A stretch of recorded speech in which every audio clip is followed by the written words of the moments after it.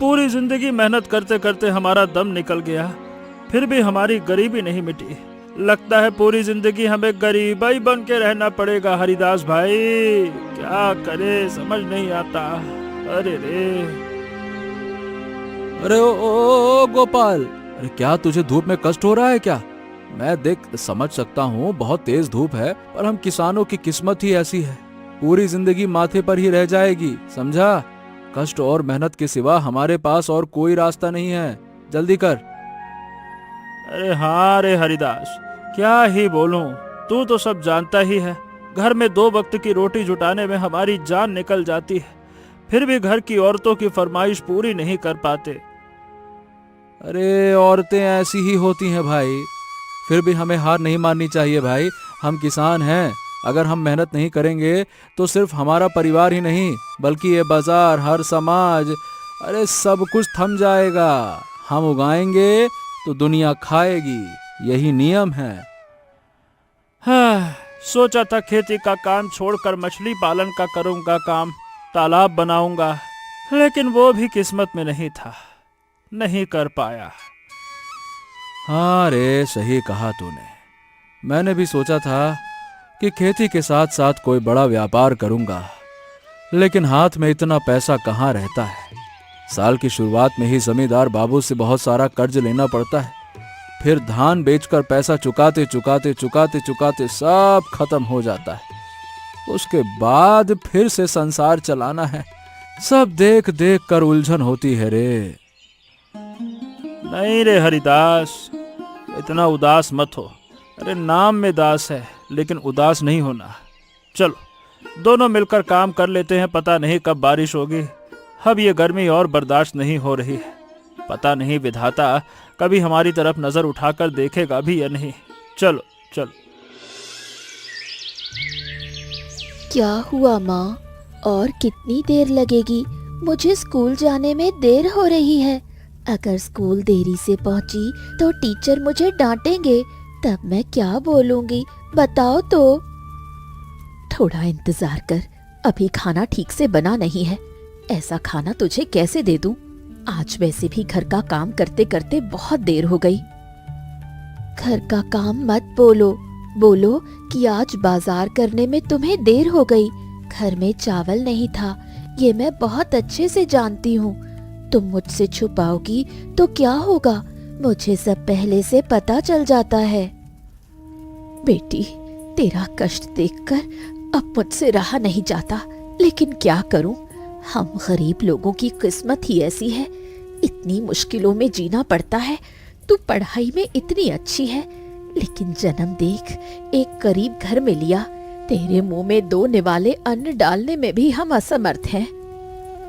तुम दुखी मत हो माँ, तुम मेरे लिए जितना करती हो उतना ही बहुत है। अगर आज खाना नहीं बना तो आकर खा लूंगी, मुझे इतनी जल्दबाजी नहीं है।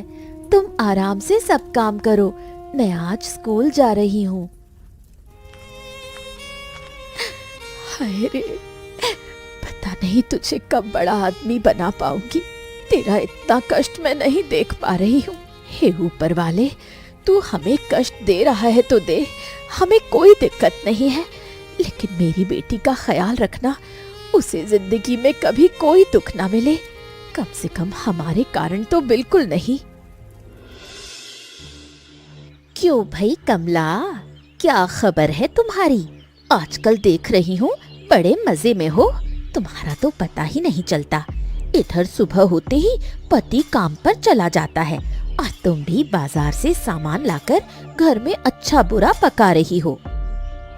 अरे अच्छा बुरा कहाँ पकाया दीदी, आप तो देख ही रही हैं हमारे इस घर की टूटी फूटी हालत। बेटी को 2 वक्त ठीक से खाना नहीं खिला पाते, सब मिलाकर बहुत मुसीबत में है। बहुत चिंता होती है कि ऐसे कैसे चलेगा। सब समझ रही हूँ, लेकिन तुम्हारी किस्मत अब और कहाँ बदलेगी। तुम्हारा ये टूटा हुआ घर पूरी जिंदगी टूटा ही रहेगा। तुम लोग अपने सुख के दिन कभी नहीं देख पाओगे। क्या आप मुझे ये सब सुनाने के लिए आई हैं? देख ही रही हैं कि पहले से ही गृहस्थी की समस्याओं में हूँ। बेटी को बड़ा करना हमारी सबसे बड़ी जिम्मेदारी है। और आप ऐसी बातें करके मेरे मन को और दुखी करने आई है क्या? अरे नहीं नहीं, मैं भला ऐसा क्यों करूंगी? जो सच है वही मैंने कहा, और अब तुम लोग सच सुनना और विश्वास करना ही नहीं चाहते, तो इसमें मेरा क्या दोष है ना? आपको इतना सच बोलने की जरूरत नहीं है दीदी। आप घर आई हैं तो कुछ अच्छा बुरा खाइए, मेरे साथ बातें कीजिए तो मेरा मन हल्का रहेगा। खाऊं तुम्हारे घर? तुम्हारे घर में खाने लायक है ही क्या? तुम लोग तो खुद ही नहीं खा पाते। अभी अभी तो तुमने ही कहा। कुछ हो या ना हो, जल बताशा तो है, हम उसी से अतिथि का सत्कार कर सकते हैं। वैसे अतिथि अगर आपके जैसा हो तो उसे कितनी भी अच्छी चीज क्यों ना खिला दी जाए, उसका मन कभी नहीं भरा जा सकता। मुझसे इतनी बड़ी बात कह दी तूने। ठीक है, मैं अब कभी तुम्हारे घर नहीं आऊंगी, मैं चली।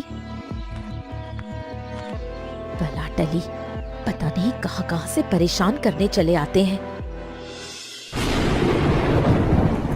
हाँ, अरे हे ऊपर वाले, अरे आपका लाख लाख शुक्रिया।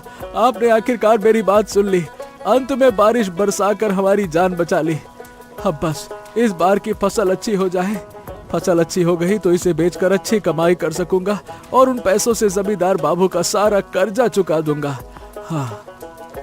अरे ओ हरिदास, हरिदास, हाँ भाई, क्या खबर है? जब से मुझसे उधार पैसे लिए हैं तब से तो तूने हवेली की तरफ झांका तक नहीं। क्या बात है, सारे पैसे हड़पने का इरादा है क्या? अरे जमींदार बाबू, आप इस बारिश में यहाँ क्यों आ गए? अरे बेकार में भीग कर आपकी तबीयत खराब हो जाएगी। मेरे सामने ये भोली भाली बातें मत कर, ये चालाकी कहीं और दिखाना। नहीं तो मेरे पैसे कब वापस दे रहा ये बता। सीधी बात, तूने कहा था कि सब्जी की खेती करके उसे बेचेगा और मेरा पैसा चुका देगा, लेकिन यहाँ तो देख रहा हूँ कि तूने पूरे खेत में धान बो रखा है। क्यों? अब सब्जी उगाने गया था लेकिन सबने मना कर दिया, इसीलिए धान की खेती कर रहा हूँ। जमींदार बाबू, मुझे धान काटने तक का समय दे दीजिए ना, फिर आपका सारा पैसा चुका दूंगा। और यहाँ वहाँ जो थोड़ा बहुत काम करता हूँ उससे जो पैसा मिलता है वो बस घर चलाने में खर्च हो जाता है, तो बस इसीलिए।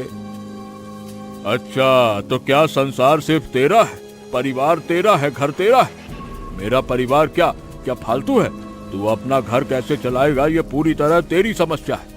मुझे मेरे पैसे वापस चाहिए और वो भी समय पर, और अगर नहीं दिए तो तुझे गांव से निकाल दूंगा। ये आखिरी बार कह रहा हूं मैं। नहीं तो दिमाग खराब कर रखा है। ठीक है ठीक है ठीक है, आप चिंता मत कीजिए, मैं ठीक समय पर आपके पैसे लौटा दूंगा। हाँ। अच्छा, देखा जाएगा कि तू कब लौटाता है, बात करता है। माँ वो देखो, उस दुकान पर चिकन के कितने तरह के पकौड़े बिक रहे हैं। माँ, कभी कभी मेरा वो पकौड़े खाने का कितना मन करता है। क्या तुम किसी दिन मुझे ऐसे पकौड़े खरीद कर खिलाओगी? पकौड़े खरीदने के पैसे कहाँ हैं? तू तो देख ही रही है, हमारे घर में मांड भात और उबले आलू बनते हैं, उसे ही हम तीनों बड़े चाव से खाते हैं। फिर भी तेरे पिता से कह कर देखूंगी, अगर हमारे हाथ में पैसे आए तो शायद। मुझे खिलाना ही पड़ेगा। आज ही तुम जाकर पिताजी से कहोगी। बोलो ना, कहोगी ना? अच्छा अच्छा ठीक है, बाजार के बीच में ऐसा मत कर। देख नहीं रही लोग चारों तरफ से कैसे देख रहे हैं? मैंने जब कहा है कि खिलाऊंगी तो जरूर खिलाऊंगी, तू चिंता मत कर। ठीक है माँ, देखते हैं तुम कब खिलाती हो।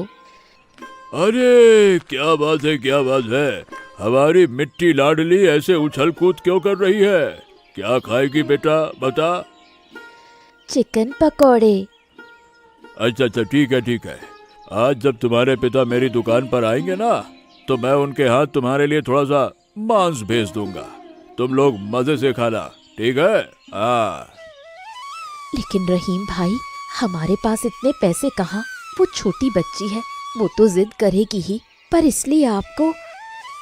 अरे भाभी, अभी आप चिंता मत कीजिए। हरिदास भाई के साथ मेरा दोस्ती का रिश्ता है। इस नन्ही सी बच्ची के लिए थोड़ा सा मांस देने से मेरा कोई नुकसान नहीं हो जाएगा। आपको अंदाजा नहीं है कि हरिदास भाई मेरी कितनी मदद करते हैं। खैर, बादल घिराए हैं, आप लोग घर जाइए। लगता है कुछ ही देर में आंधी बारिश आ सकती है।